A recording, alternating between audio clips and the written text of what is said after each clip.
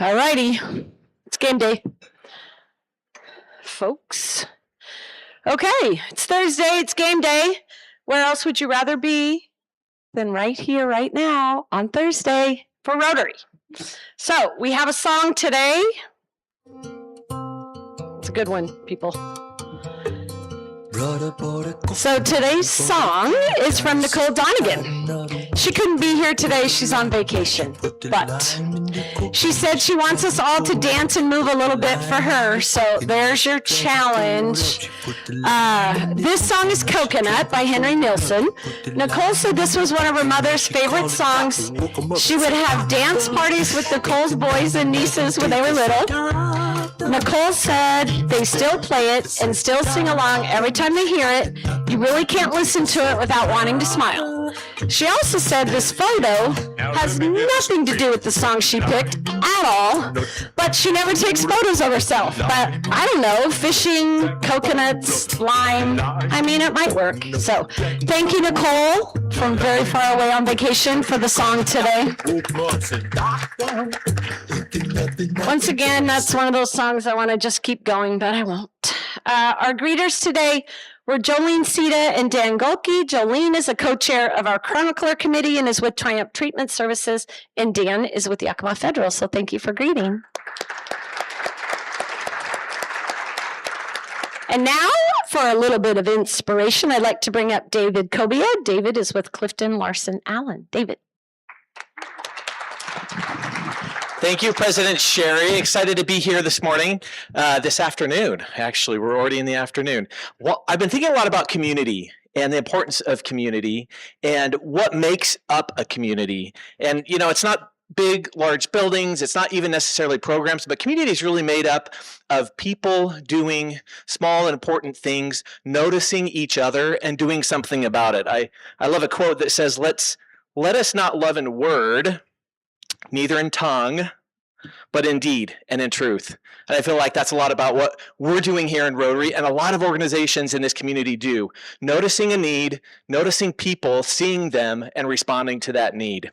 There's another quote that encourages us to, quote, bear one another's burdens that they might be light. And I think that's one of life's great callings, is to make another person's burden a little bit lighter.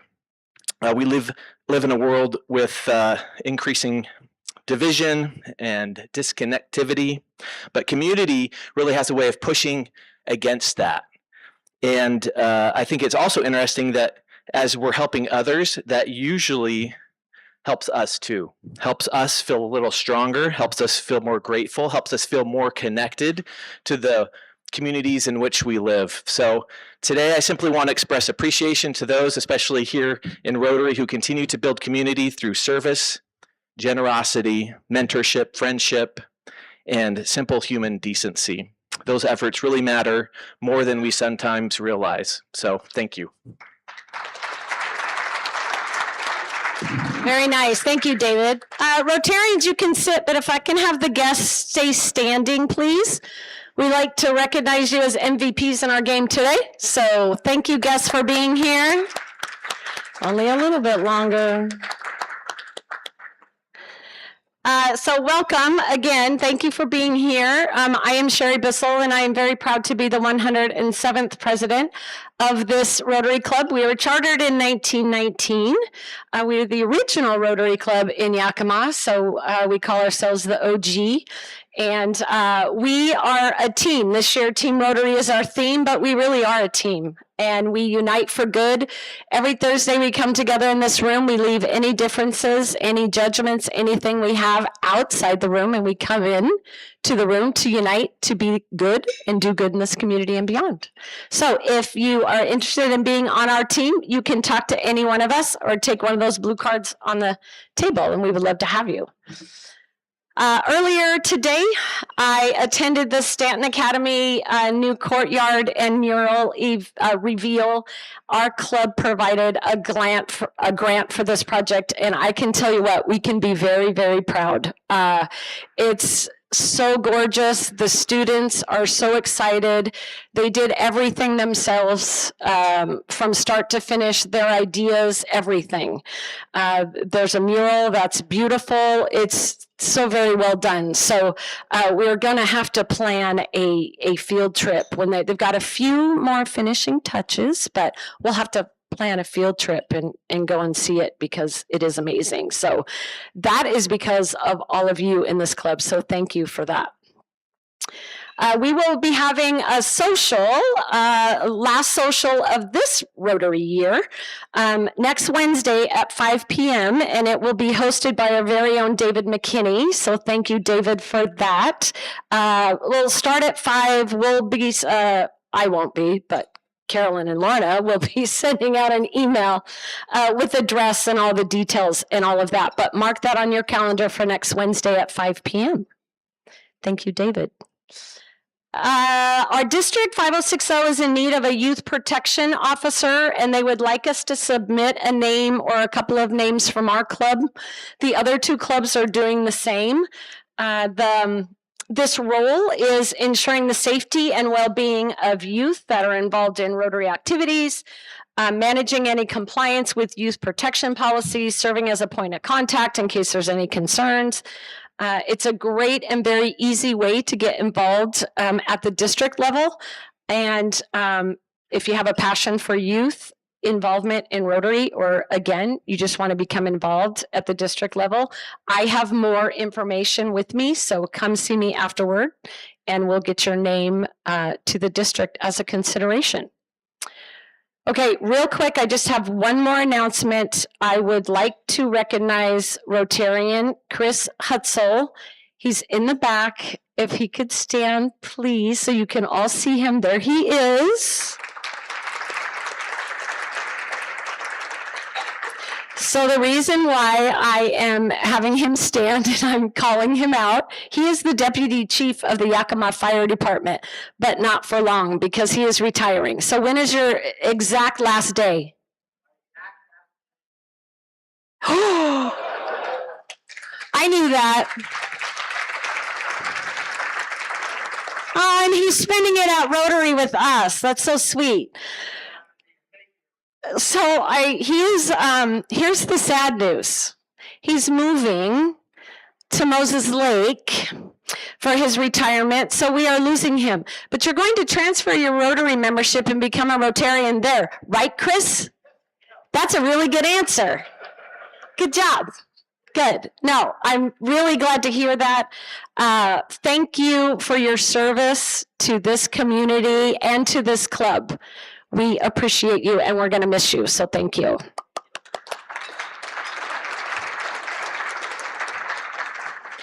Okay, we have 2 new members to introduce. It's a very exciting day. These 2 will be our 20th and 21st new members of the year, 20 and 21 draft picks right there. And for that, I'd like to bring up Hall of Famer, being our district first lady in 2015 and 2016, and first citizen, Jan Luring, also sponsoring these 2 new members. Another Hall of Famer, being past president in 2008 and 2009, district governor in 2015 and 2016, and first citizen, Greg Luring. Come on up.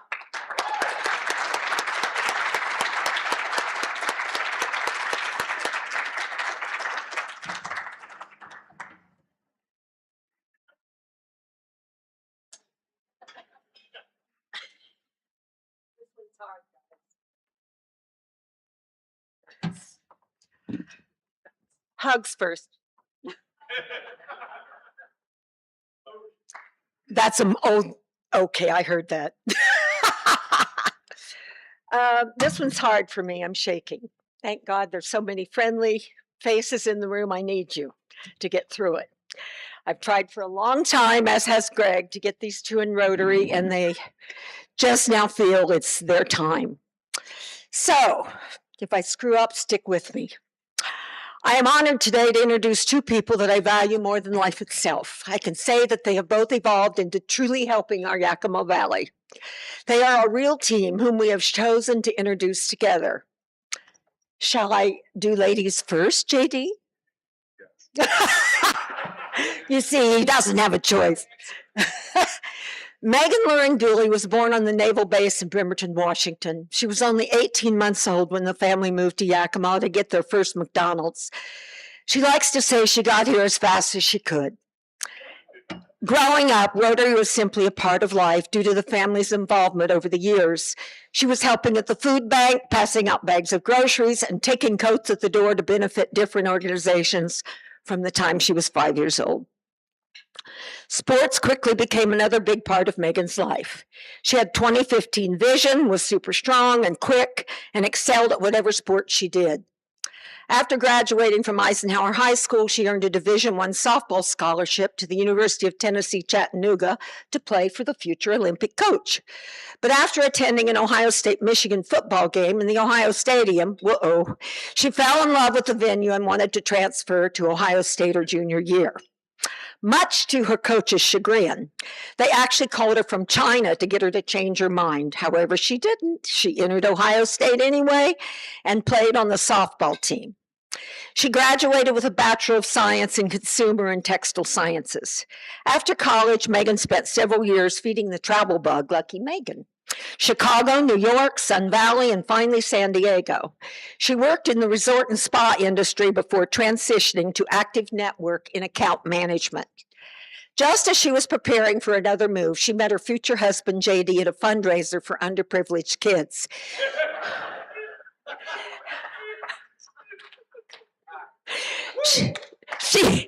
She had applied to go to Costa Rica to help dig wells and build houses before she moved.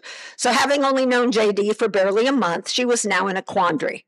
The phone bills were horrific as the relationship grew long distance. Side note, kind-hearted as JD is, Megan's mom, who would that be, conned him into help her move Megan's bedroom and living room furniture into storage while Megan was in Costa Rica. Bear in mind, he knew Megan just a month and the mother for a few days. What a guy. Applause, please. A year and a half later, they were married and were given the opportunity to join the family business in Yakima, coming back to catch up in her veins. Since returning to Yakima, Megan's community service includes YWCA Board, United Way, Junior League, and the Yakima Sports Commission. 15 years later, after much business training and hard knocks, the Booley family is alive and strong, raising their 5.5-year-old twins, Dane and Emily, and celebrating the entrepreneurship of JD's 24-year-old son, Caden. Most importantly, Megan feels grateful to raise her own family in the same community and support system that shaped her growing up, and she's proud to help carry on her family's commitment to Yakima and, of course, the Golden Arches for the next generation. Now, Mr. Jack D'Arcy Bewley, better known to JD, to all of us who know him well. JD grew up in San Diego, where he spent much of his childhood surfing, playing sports, and developing a competitive spirit and a laid-back mindset that still shapes who he is today. Being the youngest of three and the only boy, Rick Pennell, note what I'm going to say. He learned patience, resilience, and to be a good listener. With two older sisters, he didn't have a choice. And to speak personally, he is one of the kindest, multi-talented people that I know and love. His passion for athletics eventually led him to play college football for Iowa State. There he learned the value of discipline, teamwork, and leadership under pressure. After college and grad school, JD pursued a career in chiropractic before transitioning into business. After marrying Megan, they moved to Yakima to enter the McDonald's business. Over the past 15 years, it has been a true joy to watch JD use his talents and training, both personally and professionally. He's become deeply involved in leadership development, digital innovations, and organizational culture. He currently serves in multiple leadership roles in the McDonald's region and national field offices. His particular area of expertise is digital and delivery strategy. Outside of work, he enjoys endurance training, outdoor adventures, and spending time with his precious family.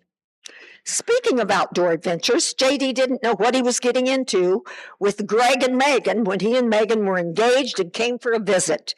Greg and Megan had an annual father-daughter snowshoe excursion up by White Pass. As a future son-in-law, JD had no choice but to join them.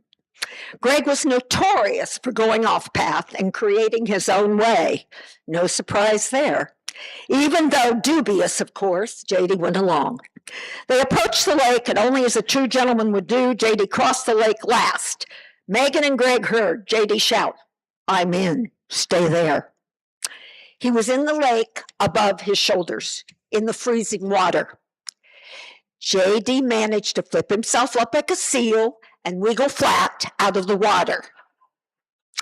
They had a long walk back to the car, and of course his clothes were frozen on him, so his favorite line to his future father-in-law and family joke has been, "Greg, if you didn't want me to marry your daughter, you could have just told me." This is a testimony to his sharp humor. Now we had fortitude and resilience to this man's resume.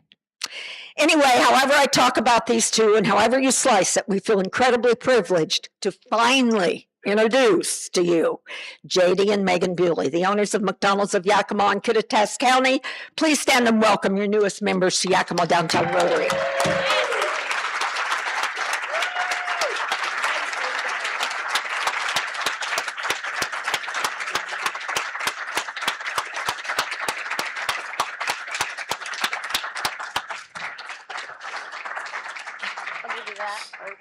Jan, don't go anywhere. Okay, I have a sponsorship pin for you, Jan. And I have one for Greg. I was going to run down the stairs, so it's probably better if I don't. I'll do it later. I have this for you. Okay, and I have goodies for you.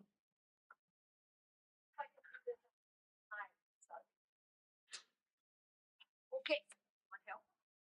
Maybe. I'm not a good Vanna. Okay, so both of you have a red rookie badge. Megan, this is you. JD, yours is there. And there's a passport there, and that tells you everything that you have to do to become a blue badge. The Rotary Team Rotary Playbook. The plaque for your wall. And then the Rotary license plate. And as I say to everybody, you have to watch how you drive now because you're representing Rotary. Welcome to the team.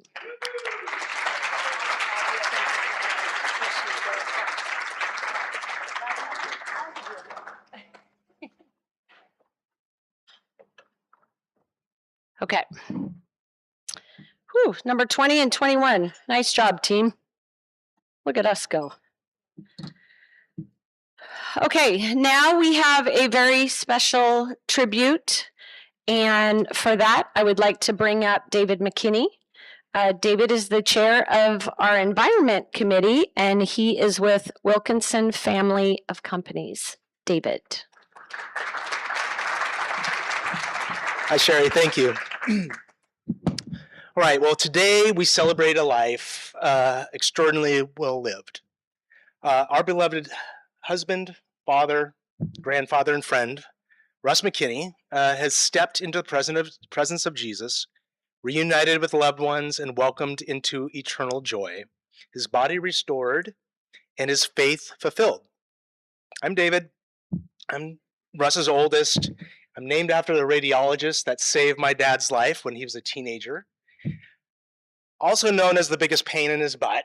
Of course, that was until my youngest sister, Megan, arrived. Let's all say hi to Megan. Megan's a Southwest Rotarian joining us here today. And she is absolutely killing it at New York Life. Killing it at the life insurance company. I'm sorry, okay. All right. In addition to my sister, I'm joined today by my father's wife, Barbara, my stepmother. My brother, Mike, who's been a member of this club for nearly 30 years now, and his wife, Amy. My own wife, who's a member of Sunrise for over 20 years now. And our son, Duke, who has been a frequent visitor to this club since he was a young man 13 years ago. In fact, he's sporting his own red badge over there that was issued by Sunrise, as he's often known as the longest Rotarian in training for about a dozen years now. I'd be curious to see if he becomes a member before Mike's son Joey becomes a member here. Hopefully that happens here. And I've got a lot to be grateful for. And perhaps one of the things that I'm most grateful for is my father's encouragement to join Rotary. Growing up, he exposed all of us to Rotary and its founding principles, service above self. He lived that every day in his acts of service and his generosity, and it rubbed off on each of his kids and their spouses in spades. When I moved back to Yakima 20 years ago, I began joining him here at this club and visiting all the other clubs. And before joining this club and during this journey, I'm grateful to have met my wife at a Rotary meeting, who, as I said, has been a Rotarian for more than 20 years. Russ, my dad, was a man of contagious encouragement, deep conviction, and generous spirit. He never missed an opportunity to share his love for Jesus or to remind others of their worth and potential. His life was marked not only by what he accomplished, but how faithfully and enthusiastically he loved. He shared his favorite passage with us. Trust in the Lord with all your heart and do not lean on your own understanding. In all your ways acknowledge him, and he will make straight your paths, which is Proverbs 3, 5 through 6. He was born in Shelton, Washington, and had two sisters. He was one of three kids, three sisters, Carol and Patricia. He played basketball and delivered newspapers on his bicycle and developed a work ethic and determination that would shape his future. When his family moved to Yakima during his sophomore year in high school to open the auto glass shop on South First Street, a foundation was laid for what would become a multi-generational legacy. At 18, my dad faced what doctors called a terminal diagnosis, a Ewing sarcoma.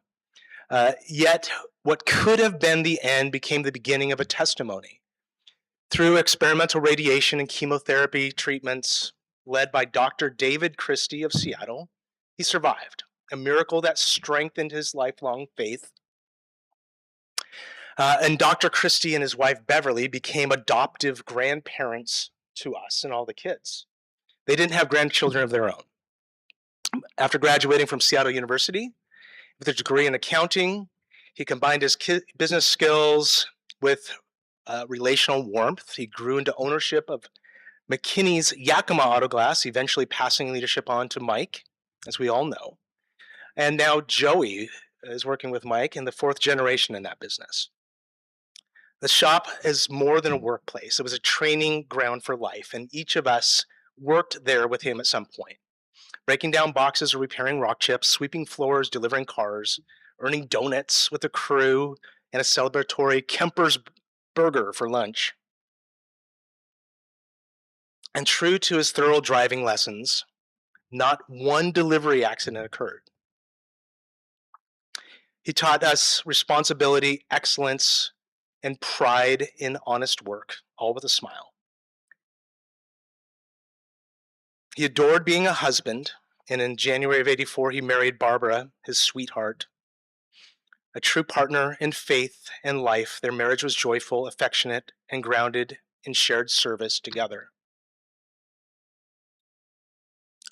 There's a lot more here, and I think I'm getting close on time. Are you giving me the hook? No, you're good. I'm gonna try to make it go quicker here.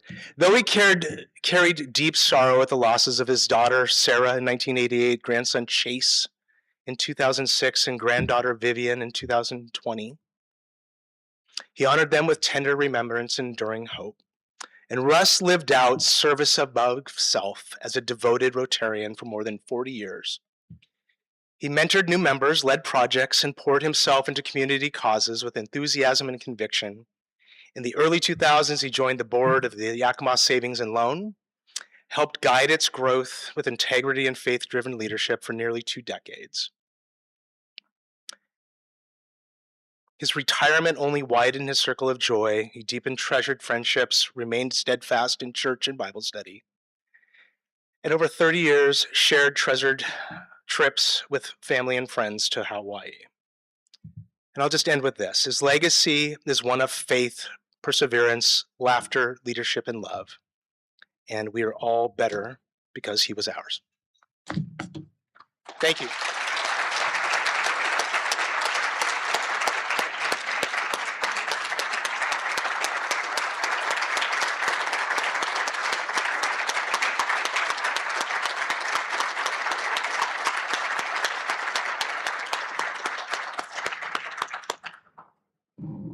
I would like to just have a quick moment of silence, if we could, please, in honor of Russ.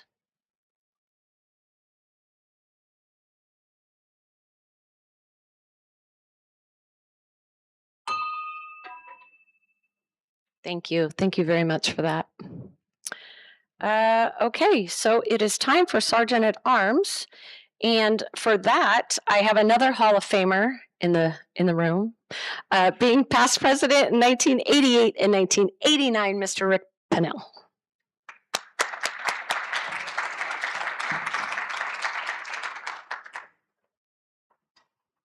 I was going to comment about the people that could do PowerPoints. All these young new members could do that. But I'm blown away that Jan Luring, the first 80-year-old in our club, that could at least show something up there today. So good job, Jan.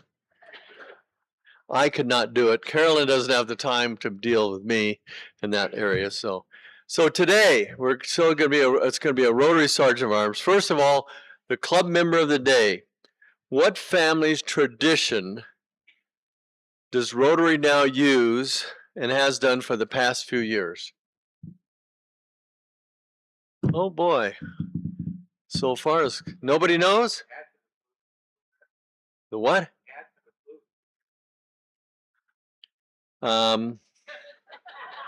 It's this family's tradition. The last 2 years, they have such a big family held there at Thanksgiving at Lady of Lords Gathering Hall. They did this tradition.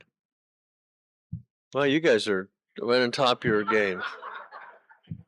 Okay, so how's that working? Where'd she go? Where is she? Okay. The answer is, thanks for your dollars, Lorna Huck. You play bingo every Christmas. That's her. Did you get it? All right, sorry. So who hired Lorna? Who hired Lorna? Carolyn, good job. How long has Lorna been with the club? This one kind of blew me away. Where is Lorna? Huh? Oh, there. Come in here, Lorna. Lorna's been here 15 years. Yeah, Lorna.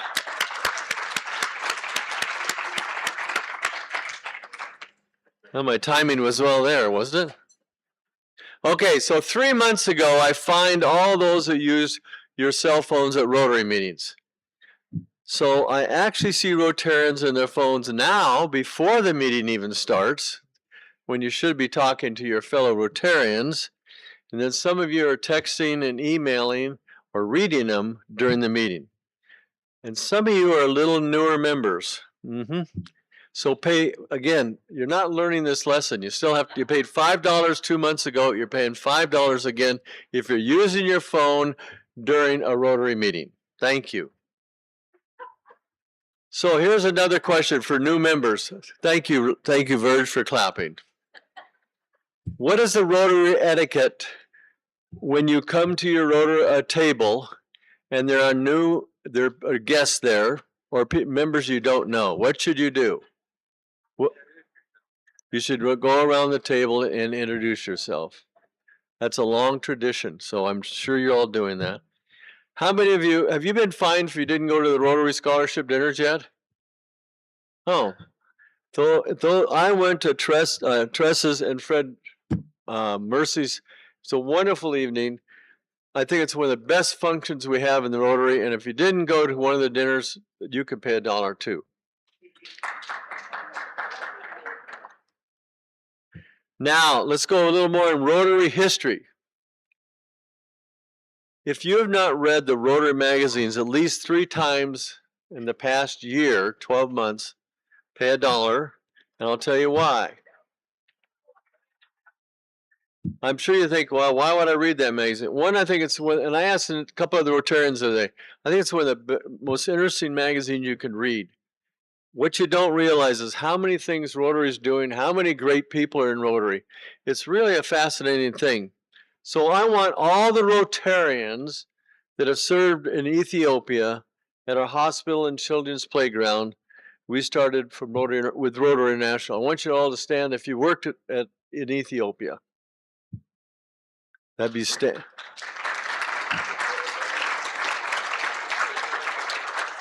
How many of you have worked in the Rotarians and Rotaract internationally? Stand, please.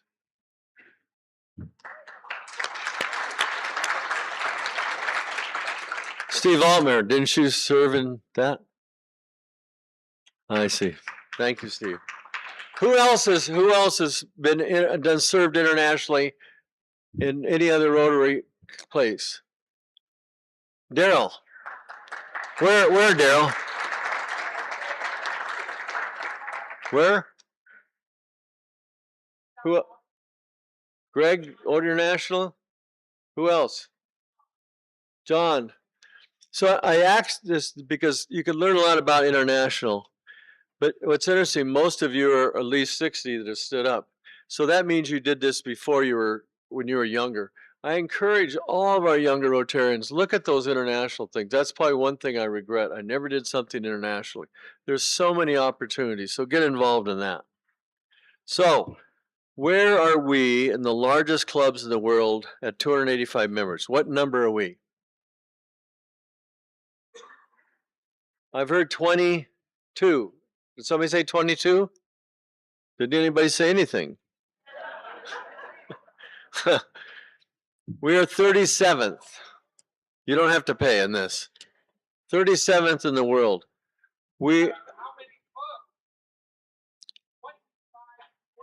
How many clubs? 22,000. Thank you. So he's trying to get into Sergeant of Arms next year. Where are we as far as in the United States? How do we rank? What was it, 22nd? Good job. We were 22nd. This is an interesting one. This one I got Rotary Magazine. Where does the U.S. rank in the world where the most Rotarian members are women? Where does the United States rank? First. That's good. Anybody else got a guess? They listed 30 clubs in the world. We're not in those 30 clubs. So I don't know where we are, but we're not in the top 30. Okay, one last area of Rotary. What was the first Rotary Trust project that we worked with Kiwanis, Lions, YVC, and the city?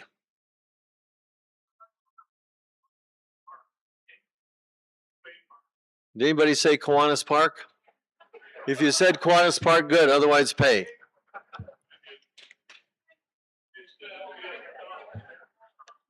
All right, I know we're running short of time, so I'll get out of here. So, who and how is the next Rotary president of our club elected to come? So who makes that decision and how are they asked? How many of you, if you don't know, pay $1.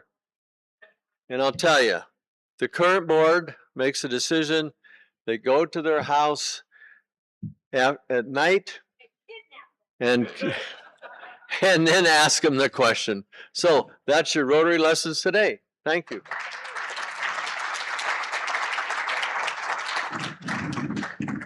Thank you, Mr. Pennell. It's fabulous. Okay, so I have the pleasure of introducing our speaker today, our Yakima Air Terminal Director, Christopher Hopkins. Christopher is an airport executive and subject matter expert in airport administration, operations, security, and business development. He has served in various capacities at several airports, including Brownsville, South Padre Island International, Denver International, Hartsfield Jackson Atlanta International, Washington Dulles International, and Salt Lake City International.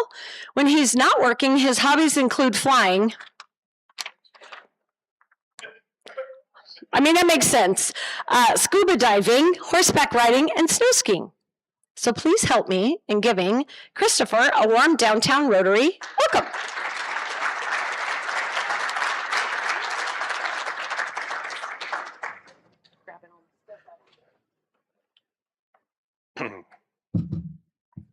Good afternoon, everyone. Thank you for having me here, representing the Yakima Air Terminal. I'll be coming up on my fifth month in the state and at the airport. And what a pleasure to be here in the state, representing the airport, and also here amongst distinguished folks. I'm 22nd out of 42,000. Is that correct? Wow, that's impressive. That's impressive. I hope that I can expand on that, the service to others at the airport. We actually, when I came in, we adopted a philosophy of service, helping others. I've seen so many leaders of airports. They get in their cubby hole and the door is closed, it's locked, security's in front of it, nobody sees them. My team, we get out, we greet everybody. We're very approachable, including myself. You have any questions, concerns, I want you to come to me. Tell me, it's not my airport, it's your airport. It's the city's airport. It's everybody that's a part of the community. And with that, we're just working on making it better. We're going to talk about a little bit about operations, the community, what our goals are, what our projects are, and what our future vision is. And respect for time, so that you can ask me your 10,000 questions, which the number one question I face so far each day is, when are you getting another airline? When are you getting more flights? So we'll cover that as well. I'm not going to get into talking about me. It's already been brought up. I've worked at an airport or two in my time, and just really enjoy it. And yes, I do love flying. It's enjoyable. And anytime that you get a chance to escape the surly bonds of the earth and get up and legally get high, it's great. It's great. We are under the Federal Aviation Administration, we are a Part 139 certificated airport, which what that means is that we can have scheduled air service. Scheduled air service means we can have the airlines come in and pick folks up and take them on to their vacations or their business. And then they can also bring them back. And we are working on making more of that happen. In addition to air service, there are 17 activities an airport can engage in. And Yakima actually engages in 16 and a half of them. The one that we lack right now is agricultural spraying and crop dusters. And there are several private airports out there that achieve that, and that's great. We respect that. But to have an airport that actually engages in nearly 17 of the types of activities that you could have is just pretty impressive. People drive by our airport, your airport, every day and go, wow, what's going on there? They look at it, they have no idea. We do medic evacs. We have lots of business travelers, folks that get up in the morning, catch that 6:15 flight to Seattle so that they can go to DC, they can go to Chicago, etc. There is, as you know, there's lots of wealth in this community, lots of great business that I'm learning, and they use our airport.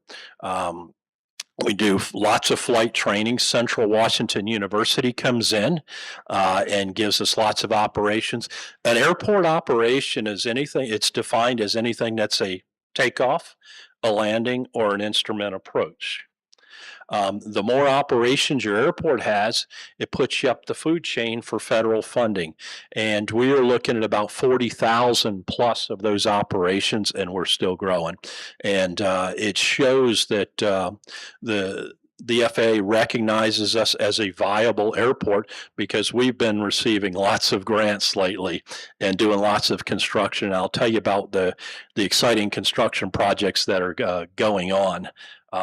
Pretty happy as a new director walking into this position here and having all of the projects that we have. There'll be some airport directors that will go 10, 20, 30 years. Some may not even see a project in their lifetime. I'm walking into about 4 or 5 of them right now and trying to balance out the funding and the construction management of the projects and so on. It's a fortunate problem to have, and we're just grateful. Your airport is just really doing good and growing. It may look like it's slow when you walk in the terminal, but just give it some time. There's some exciting things coming along. The vision for the airport, I'm pretty excited to be bringing a vision that I have. I'm very fond of an aerospace education campus. And this is a campus that I'll be making an announcement sometime this year where we'll create a program K through 12. It'll be STEM based. And it'll take 2 components of aerospace, aviation and space. Put them together, that equals aerospace. And so this program will inspire kids from K through 12 and then on to college to become, you can become a pilot or an astronaut, or you can be one of the many millions of folks that support both of those industries, whether it's an air traffic controller, a flight attendant, a mechanic, a space capture manager, launch controller. There are so many, there are many millions of opportunities for those 2 industries. And we're going to work on creating a pipeline of future youth that are ready to move into more technical and professional skills. And in a city leadership retreat we had last week, they were going around with the department heads and asking what we would like to see in the community. And one of the things that I raised was we need to upskill our current labor force and our future labor force. Let's inspire people to get into the technical trades, the professional trades, and make it happen sooner. So what I would like to do is create a future pipeline. As they start in kindergarten and they go each year through 12th grade, each graduating class brings in a new class of the future, where you hear kids talk about class of 84, excuse me, not 84, class of 2028. We're creating a 12-year class of. So you ask a kindergartner what class they are, they're going to be excited to be able to say it. So that's part of the aerospace education project that I'm working on. We're also going to be launching a couple of feasibility studies as to becoming a strong reliever for cargo of SeaTac. I've spoken with SeaTac leaders in the past couple of weeks. They're like, Christopher, we would love for an airport or some airports to come in and help us solve our cargo problem by taking it away from us. They are not afraid to lose it because, as the COO put it, our ROI is greater in passenger service than it is cargo. So you're not threatening us by any means. You're doing us a favor. And we're going to see how Yakima can help support that and grow. Another area we're looking at is MRO, which is a maintenance repair and overhaul station that supports not only the airlines for their maintenance repairs, but also corporate aircraft and small general aviation aircraft. In addition to that, we're going to look at the aerospace education campus as a feasibility study as well. So we're growing. We want to help develop our workforce so that they can go on and be better, productive labor for the community here and bring business here so that we can stop exporting our kids and sending them elsewhere, keep them in Yakima. Our vision, as I had already talked about, was the aerospace education, the MRO, the cargo. I believe those are going to be potential ways of the future for the airport. In respect for time, I'll close it here and ask if you have any questions.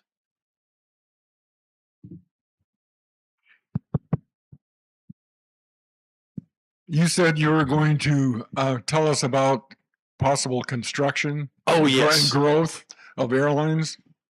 Yes. Next weekend, I'm gonna do a shameless plug for an event we're doing next weekend, next Saturday, June 6th. It's our aviation day out at the airport, open for to everybody. Last year we had 5,000. We're looking at about 7,500 people coming. Lots of aircraft. We've expanded on the event. We have a Mustang, P-51 Mustang that's coming in, and we've got several auto clubs that are bringing their vehicles in to display next to the Mustang. You can get your picture of your car and the Mustang behind it. So if you're interested in that, go to flyykm.com and sign up for it. All right. So your question is airlines. So after we spend a grueling day of aviation day, the next morning at 6:15 on Sunday, I get on a flight. I go to Chicago. What's in Chicago is a 4-day conference on air service development. Yakima has been invited to sit in on 4 interviews with prospective airlines that would like to discuss the beginning stages of coming to the airport.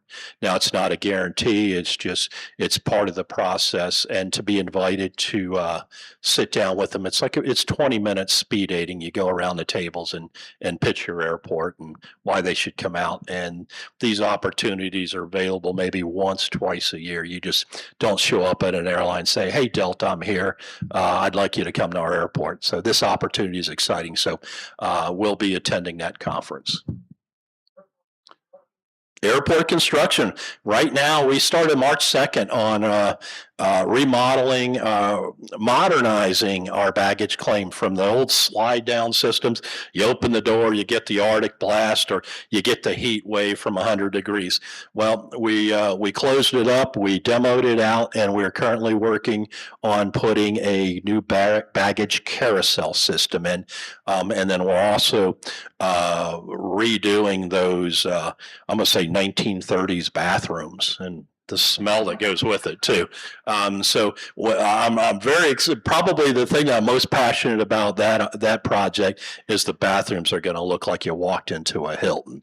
It's their water closets, nice enclosed doors, and we're looking at certain Japanese style toilets. But anyway, we closed bidding. We opened bids today, this afternoon. I head to City Hall for our ticketing project, and we're going to be redoing the rental car counter and the airline ticket counter. So that gives that a new look to it, and then putting in a new ingress into the facility and create more traffic flow, a better traffic flow. In July, we are rehabilitating our crosswind runway 422. And then we will go onto the sterile side and get rid of that ugly yellow paint that's on the wall that so many of you travelers are going, who came up with this color? So there are lots of things going on with the airport as far as construction projects. I know some of you are asking about the restaurant. The restaurant right now is kind of on temporary hold because we had a consultant come in there, a restaurant consultant, and put offices where you used to sit and have a nice meal or go to the bar and have tie a few drinks on. before you get to the plane. We're putting a hold on that because my focus is to build up passenger service. Once we get up to where we're exceeding capacity, I'm going to go back to the FAA and say, hey, okay, we've now proven that we can, the community can support more service, build us a new terminal. So the cost to build a new restaurant upstairs is $9 million. To go in and do that, and it was going to probably take about 4 years to get all the approvals and everything. Why not? Let's focus on how to get a new terminal with a restaurant within that. I have a few people that have private airplanes. They're not able to get any hangar space in Yakima. They're having to go to outside airports. What is the relationship with the airport?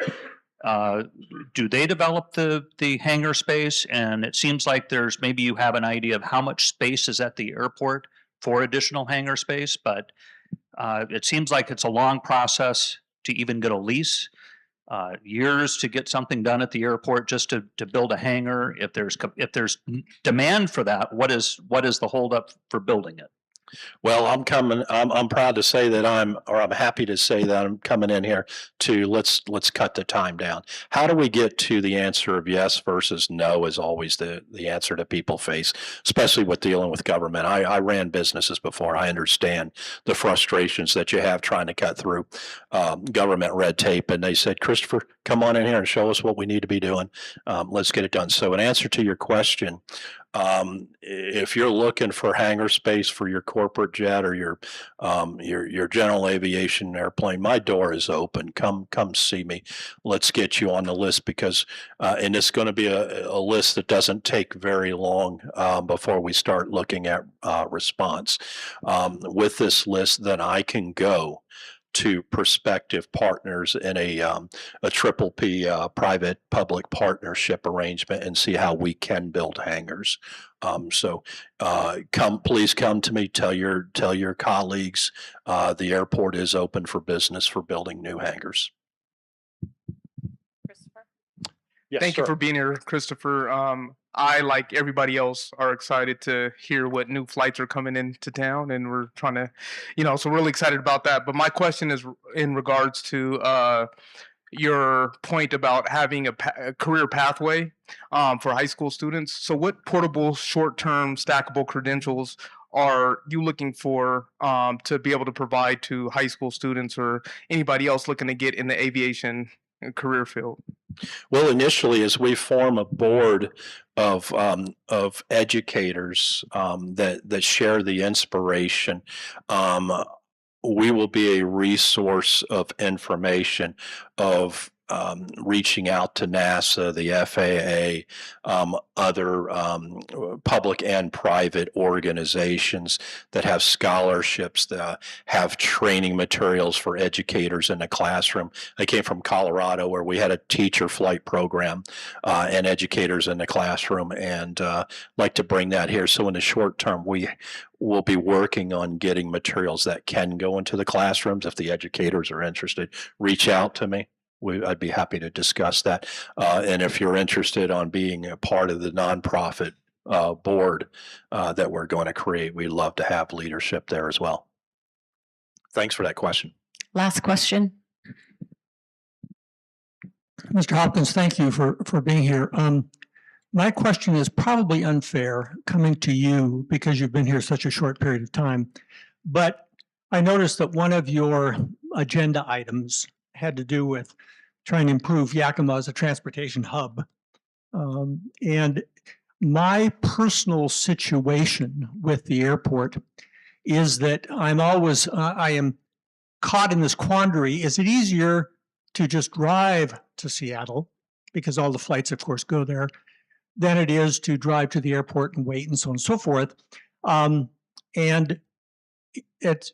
I'm all for the airport in the morning, because I think that early flight certainly gets you to Seattle in time for most of the flights that you would take out of there. But the flight home is at 11 or 11:30 or whatever it is. And I realize there's one in the afternoon. I don't know exactly when, but it seems to me when you fly into Seattle from some someplace else, typically your arrival is such that you wait 4 or 5 hours for that 11 o'clock flight. And in that circumstance, I'm much more inclined to rather drive home.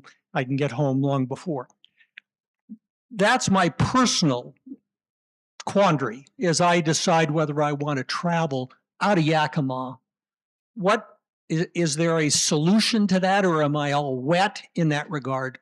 What can you say about that? Yes, sir. There is a solution to that, and I also experienced that too. When I first came out in December for final interviews, I flew Denver to Seattle. I got in at 8:15 in the morning. From a 05:30 flight departure out of Denver. So I was up pretty early. I get there.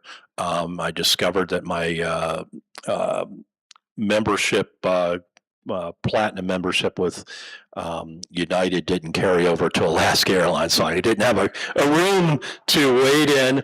As I waited for my flight to depart 7 hours later. Okay, I get that. That's a factor of we're at the mercy of Horizon right now in their schedule, and where we appear to rank with them is that we're kind of like the last airport in this aircraft's positioning scheme, and so we were the first flight out, we're the last flight back, and there are other airports that are serving in between. The solution to that is to Alaska Horizon. Alaska Air Group's one of my meetings next week in Chicago, and we're going to talk about helping them become a better partner to give us more frequency of flights. Then we're going to look at routes. If they can't do it, I'm going to be talking to other airlines of how we can have them come in, create a success model for them to invest. It costs a lot to come in and set up a shingle for an airline. So we're going to create a way where they can come in and offer service as well. So just know that once again, I'm working on that, going out to Chicago to meet with the players to discuss that. All right.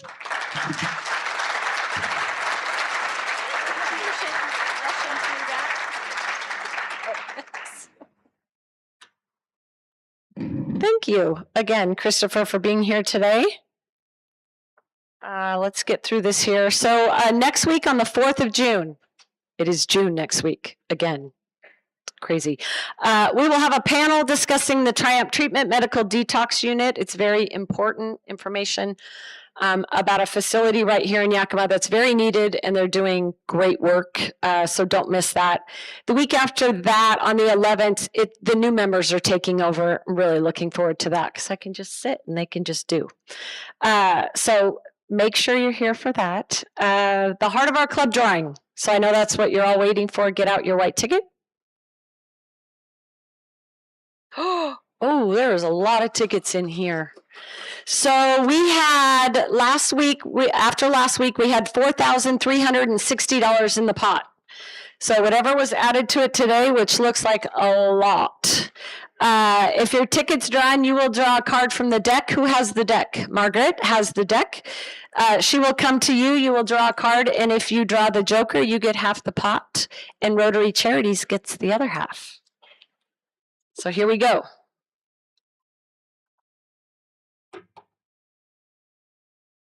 Zero, 2, 1, 3, 7, 3. No one is screaming. Bob! It's Bob. Marcus right behind you.